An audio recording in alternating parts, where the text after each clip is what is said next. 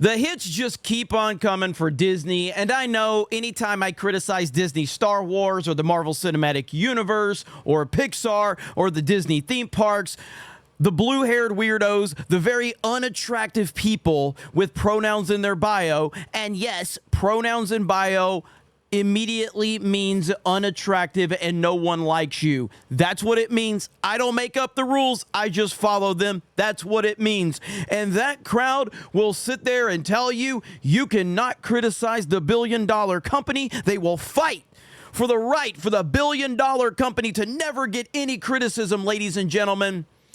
Now this story here. I'm going to be interested how the very unattractive and smelly pronouns in bio crowd responds to this one. This story is wild. F Disney. A doctor died from an allergic reaction at a Disney Springs restaurant despite informing the waiter of her severe allergy.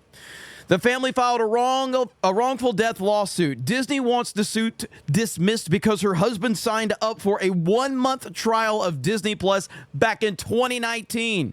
And the terms of the free trial require users to arbitrate all disputes within the company. What?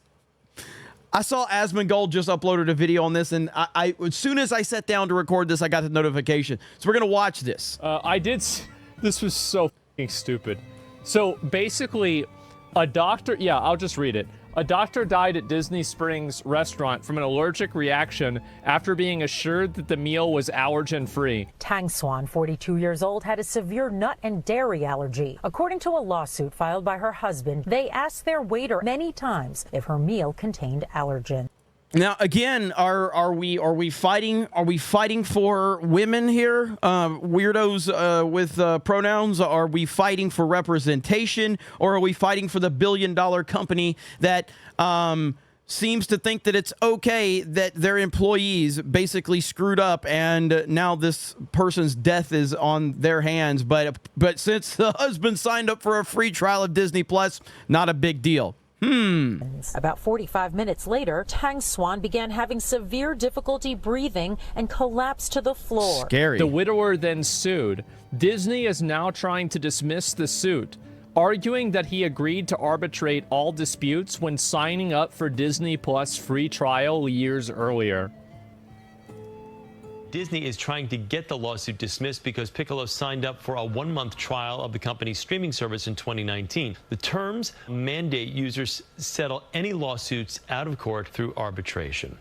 Now, you got to admit, the just absolute, like, scumbaggery of it, that basically you can't sue us because you signed a clause in a completely different thing, which, by the way, it's cartoonishly evil. It doesn't matter, by the way. Anytime that you have gross negligence, which is clearly what happened here, it voids any sort of contractual thing. So it's not even going to stand. It won't work, right? It's just a defense for them to try to, make things take longer. They are arguing that if you bought Disney Plus, they can legally kill you.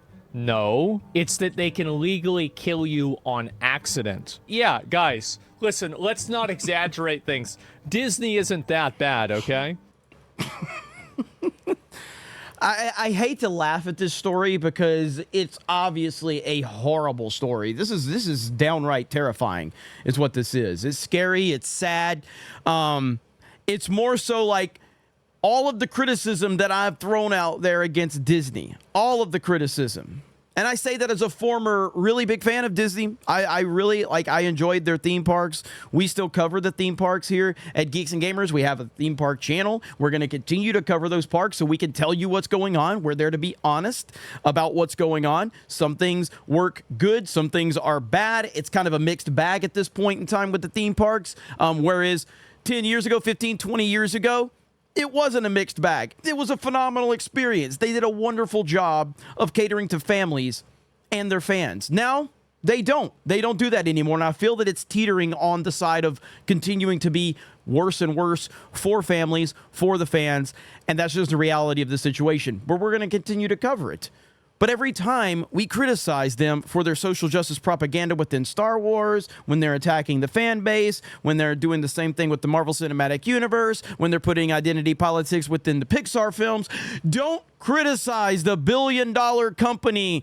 Don't ever criticize Bob Iger. He's such a great guy. Don't criticize the executives at Disney. Don't do it, apparently. Yet, whenever we are at Disney and we see employees there, they are fans of Geeks and Gamers, and they continue to say, don't mention my name, but please continue to do what you're doing. Call them out.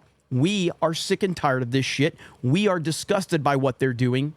But hey, you know, some unattractive fat land whale on Twitter says, protect the billion-dollar corporation. What do you got to say about this one right here? This is absolutely insane. I can't believe that this is happening, but here we are.